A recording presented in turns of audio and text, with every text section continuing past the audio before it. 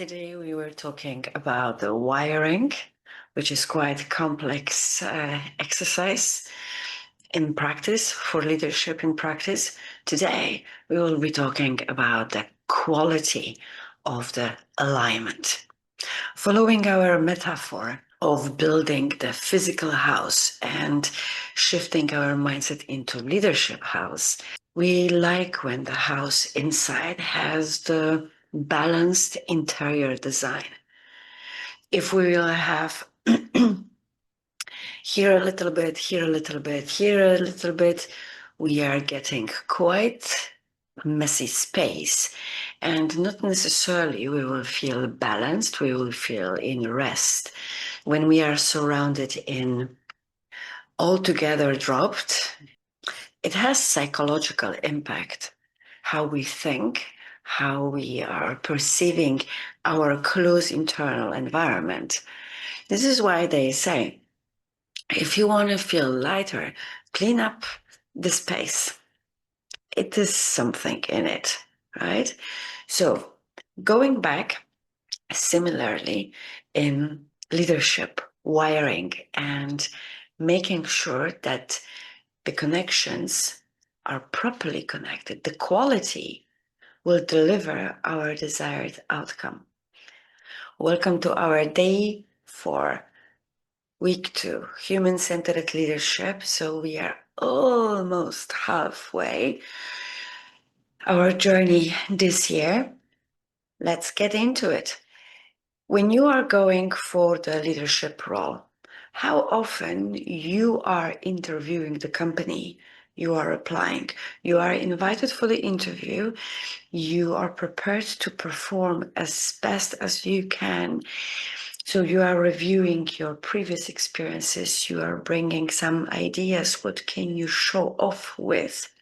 You are about to take the responsibility of one of their steering wheel. If you go to the car dealer, how many questions you are asking the sales guy, yet you are not buying it the same day. You are going home, maybe you are checking different brand, different models, doing the review on YouTube, on the internet, asking your friends, or even going to some friend who is mechanic and asking if he can come with you to check the car. You see the connection? We don't do that. We don't do that screening. Maybe we will just go for the Glassdoor. What are the reviews of employees on that particular company? Maybe we will do behind the private mode searching on LinkedIn. But what do you get there? Nothing. And that's actually the very costly mistake leaders are doing. Because I understand, if we are going to take some role, we want to make the change, right? So I want to know that's the first thing. What's the level of the autonomy I will get when I will become that manager, when I will sit on that chair? What is the level of autonomy? Because this will eventually tell me how wide I can open my wings to bring the change for the organization. The interesting thing is they are selling us the reason, the purpose in a very beautiful way that our hunger is taking it.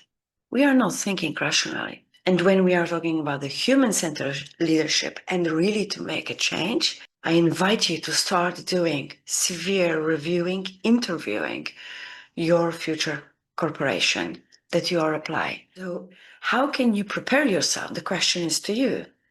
You are the author, you are the architect, and you are going to the shop to buy the cat in a black bag.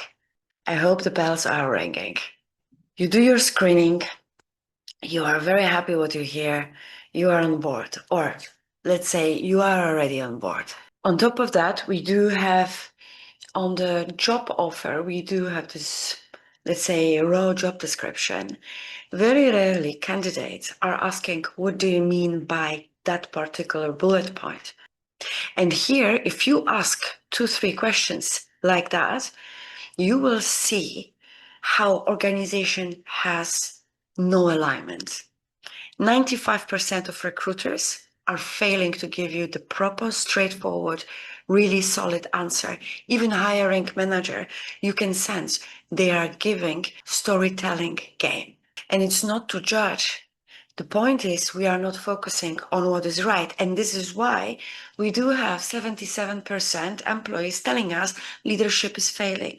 We are chasing money far too intense, forgetting that our engine built up from the people, energy, spirit, and knowledge is losing its empowering oil because they are at the back, forgotten. So be careful about that. Just a side comment on this. But the screening is not finished on you. You shall also do the screening about your people. As yesterday we were talking about the management processes and leadership activities, these are the elements that you can also bring into the interview. These are the elements that you can discuss with your future leader or team. By the way, when we are going for the interview for the director, we are following their system. Stage 1, stage 2, stage 3. You are a leader. You are a senior leader. Are you having your system or you follow theirs only? If you are a director of HR, you are going to be HR director. Are you requesting meeting with the team? Are you requesting show me the structure? Are you squeezing them to understand the essence? So we are doing screening number 1, screening number 2. Your team, how they are aligned with everything. We have job descriptions for everyone. Like I mentioned before, that it's just copy paste, but how physically in reality those roles are aligned with the bigger picture. What is the quality out of it? And quality is not only the results, the number in percentage of your KPIs delivered, but there is also the second side of that coin, how your employee is growing. Did you add 1, 2 skills, qualities to the portfolio of that particular employee? What has changed? How this employee grew? And screening number 3, how are you measuring that growth on this little scale within the team? And how, again, from the percentage perspective, how your team is adding the booster to the organization. How are you measuring that? And here, most probably, the weakness of the measurement will come.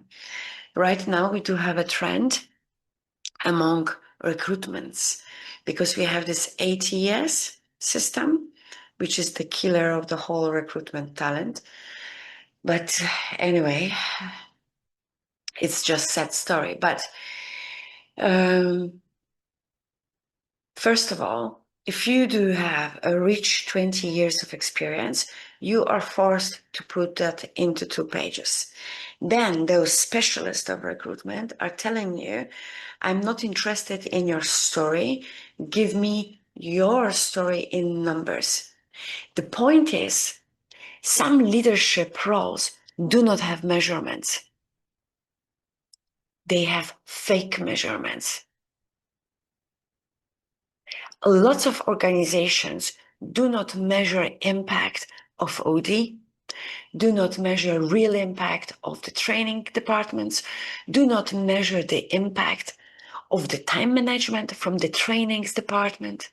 Many managers do not have the clear data in numbers how they have an impact on the organizational changes, on the employees in a short or long period.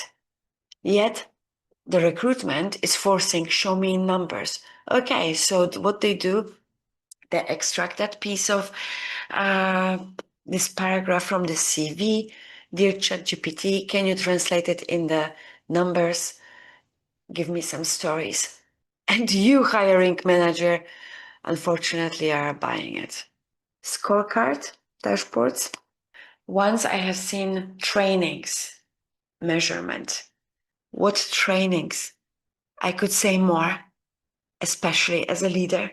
But there are so many organizations that they are creating the data just to cover up the pieces on the dashboards, and no one is questioning it. This is where the power of walking, talking is revealed.